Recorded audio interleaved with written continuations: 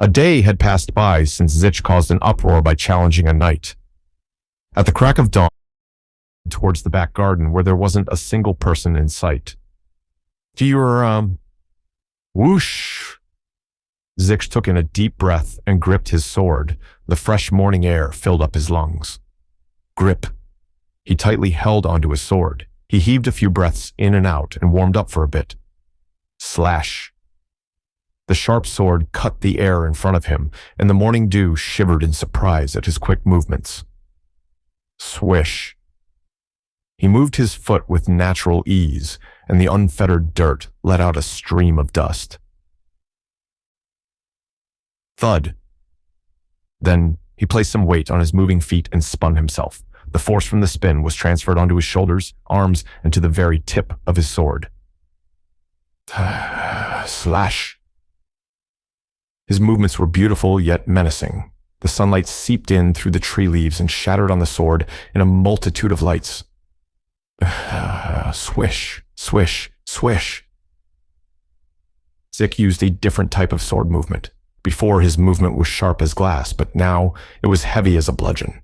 His sword style kept changing. It became slow and then fast, sharp and then soft. No. Zich gradually lost track of time. Puff. He stopped moving his sword around and calmed his breathing. His whole body was covered in sweat. My condition is better than I thought. He clenched his fist and opened it. His hands were rough but pale, representative of a 19-year-old body. At 19 years old, Zich hadn't learned sword fighting, but he had completed the basics to hone his body. Of course, it was incomparable to the days when he was called the Demon Lord of Strength. Considering his age, however, it was in good shape. It's actually better that I didn't learn any sword fighting.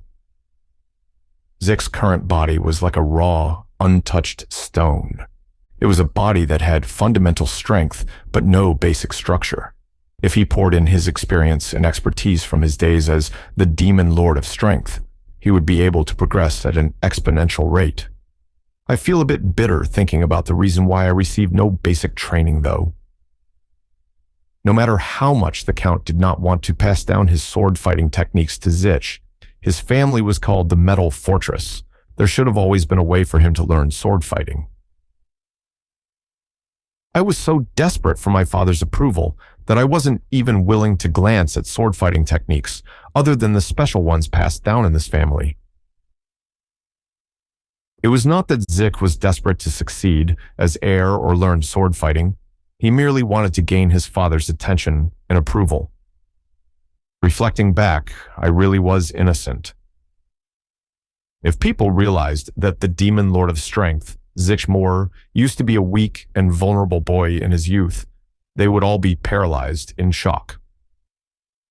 Well, I did suffer a lot after I left the family. Before Zich was able to earn the title of Demon Lord of Strength, he went through a series of enormous suffering and trials. It was almost strange how these trials and problems kept happening one after another. It was to the extent where it felt planned. Zich laughed. It was pointless to think like this. When the Count had expelled him, he had no power, wealth, or background, and many people tried to take advantage of him. If I wasn't so talented, I would have died over 100 times. He stopped thinking pointless thoughts and began practicing with his sword again. I like how my body is in shape, but it will be difficult to win this duel. His opponent was the genius knight Biner, who was only in his early 20s. There was no way Zich could catch up to him in physical strength by the time of the duel. Biner's skills were also superior at this point in time. Even though he had his knowledge of skills as Zich Moore, his body was still untrained. I'm gonna have to practice like mad to instill the skills into my body. That's the only possible way for me to use them like second nature. And as mentioned before, Zich's body was not trained to that extent. But most importantly, whoosh! Zich took in a deep breath once again and relaxed his body. It was different from when he tried to relax right before spurting. Zich closed his eyes and tried to feel his internal body. 8. The soft breeze tickled his foot, and the ground felt firm under his feet. He ignored these outside sensations and tried to deepen his focus. He felt the blood vessels beating and the blood flowing inside his body. Then he went deeper inside. He began to feel something, an enormous matter that was immobilized by various substances intertwining with each other. It carried such great strength that a major city would be decimated in a second if he let it all out. Zik began to slowly feel around this matter. As if it was indifferent to all outside stimulation, it didn't respond to Zik at all. Sweat began to trickle down Zik's forehead. He maintained extreme focus to make the matter react. Twitch! The matter finally gave a small response, and Zik's focus shattered at once. Shiga! Thud!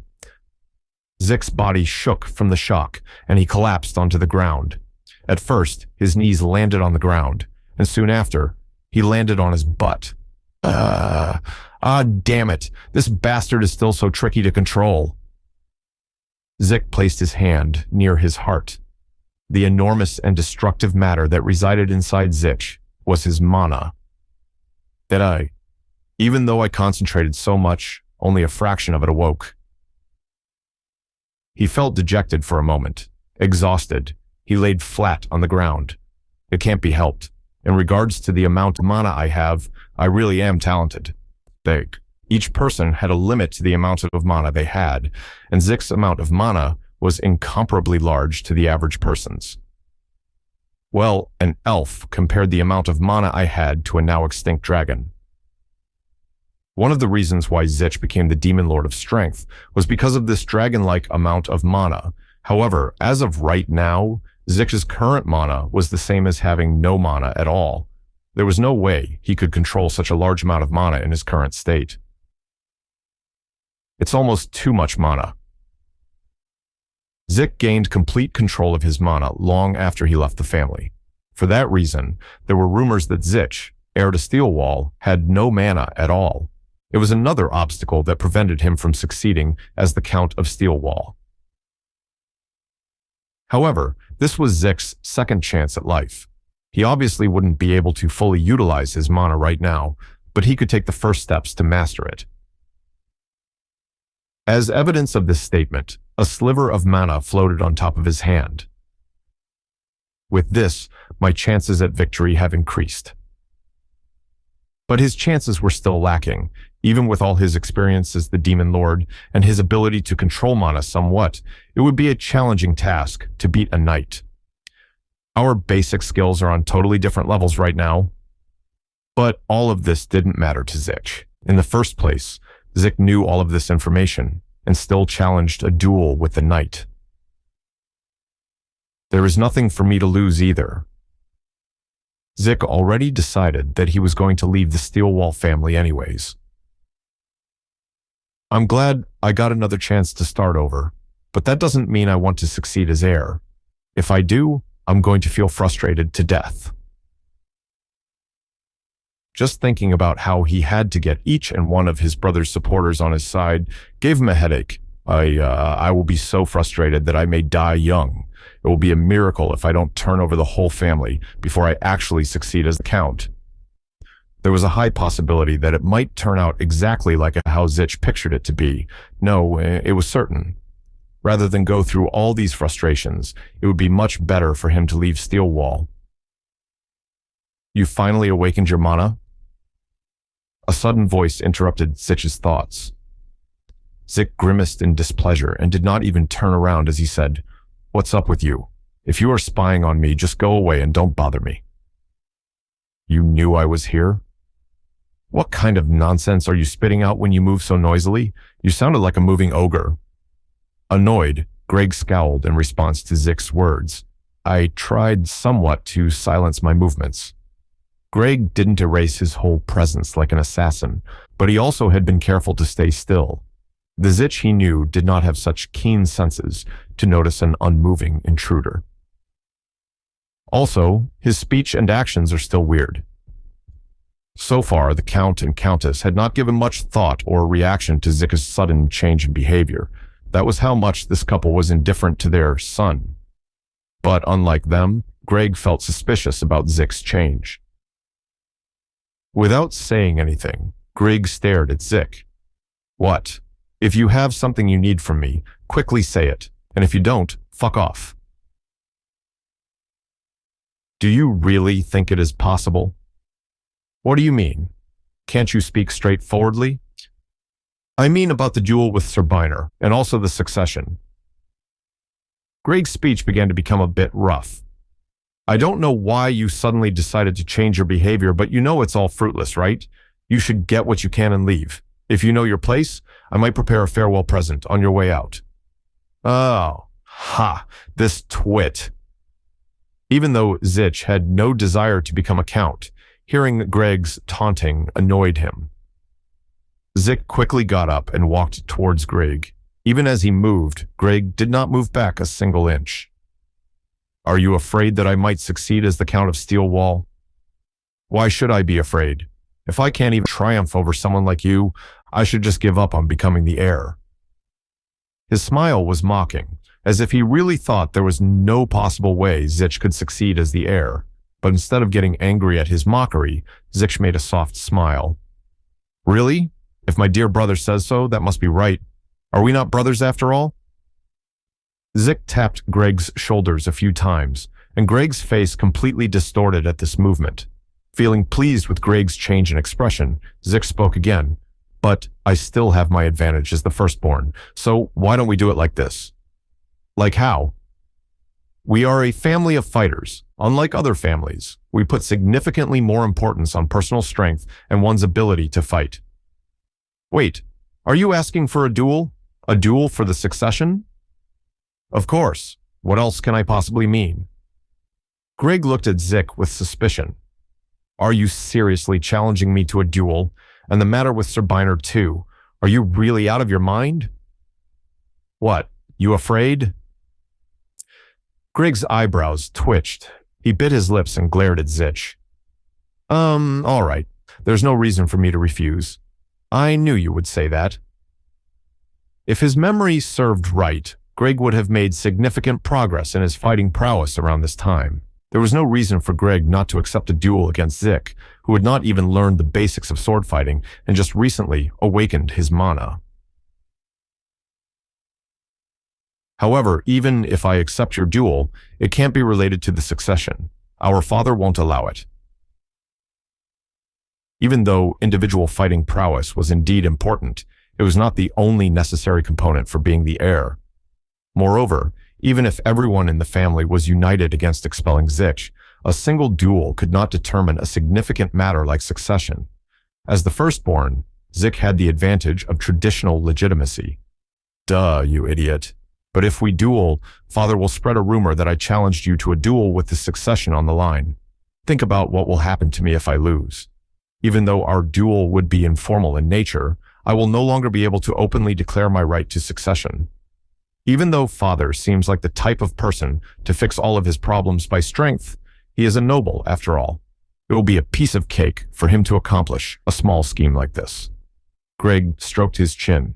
There were a lot of things he could gain by accepting this duel. Then a major obstacle to my succession will largely disappear. Yeah, but, of course, all of this is in the case that you actually beat me.